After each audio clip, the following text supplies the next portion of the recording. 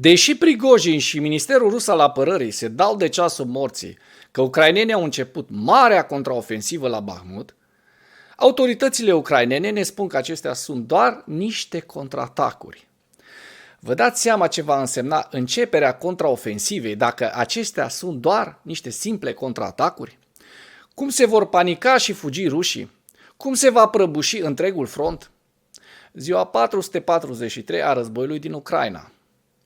Potrivit stafului general al armatei ucrainene, pierderile totale în lupte ale Rusiei în Ucraina au ajuns la data de 13 mai la aproximativ 198.260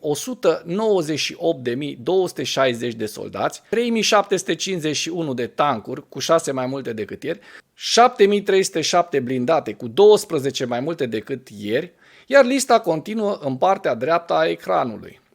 Oficialii ucraineni și americani au declarat că forțele ucrainene nu au început încă contraofensiva planificată.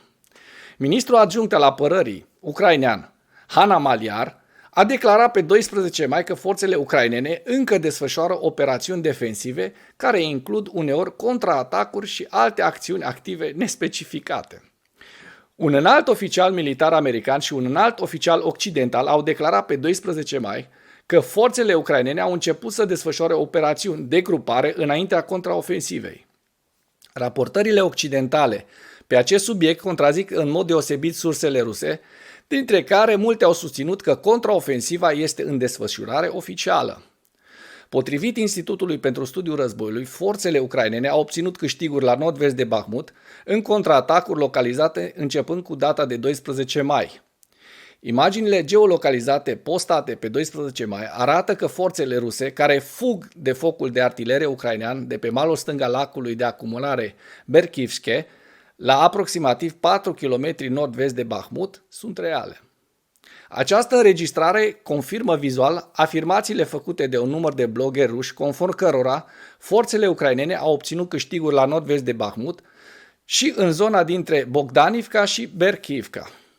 Un blogger militar rus a susținut că elemente ale brigăzii 200 separate de puși motorizate ale Corpului 14 Armată și-au pierdut pozițiile în zona dintre Hrodivka și Dubovo-Vasilivka, la aproximativ 6 km nord-vest de Bahmut. Mai multe surse ruse au avertizat că forțele ucrainene ar putea încerca să încercuiască grupul Wagner în Bahmut. Ce fain ar fi! Finanțatorul grupării Wagner, Evgeni Prigojin, a subliniat că forțele ucrainene se apropie de Berkivka și a susținut că Ucraina deține acum poziții la circa 500 de metri de limitele orașului Bahmut. Bloggerii ruși au mai raportat că trupele ucrainene contraatacă spre Kromove, la 3 km vest de Bahmut, Bogdanivka, la 6 km nord-vest de Bahmut și Klishchivka, la 6 km sud-vest de Bahmut. Ministerul rus al apărării a respins afirmațiile făcute de alte surse ruse cu privire la avansurile ucrainene și a susținut în schimb că elementele brigăzii 4 separate de puși motorizate din Republica Populară Donetsk și ale brigăzii 200 separate de puși motorizate al Corpului 14 Armată au respins toate atacurile din zona Berkivka.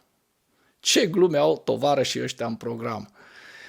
Bloggerii ruși și alte voci proeminente din spațiul informațional pro-război continuă să răspundă la recentele contraatacuri ucrainene cu diferite grade de prudență și anxietate. Mulți bloggeri au susținut că activitatea ucraineană în jurul Bahmutului marchează începutul oficial al anticipatei contraofensive de primăvară și au speculat unde va avea loc principalul efort al Ucrainei. Câteva voci proeminente ruse au cerut totuși prudență și reținere în răspunsul la contraofensivă, sugerând că unii bloggeri susțin aplicarea anumitor lecții pe care le-au luat din prăbușirea spațiului informațional în timpul contraofensivelor de succes ale Ucrainei de la Kharkiv și Herson. Unii bloggeri au avertizat că rapoartele despre succesul ucrainean ar putea fi o încercare ucraineană deliberată de a semăna panică.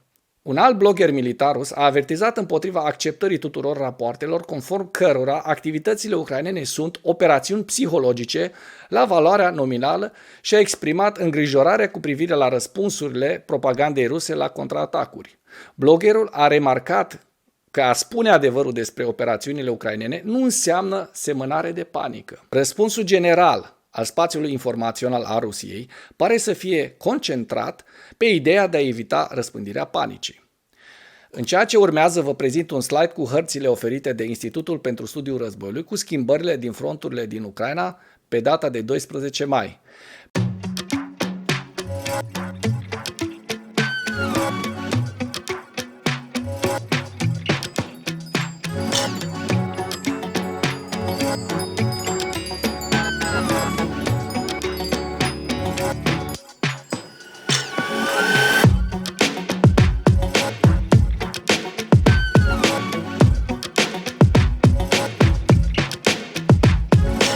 Pentru mai multe informații, accesați link-urile din comentarii.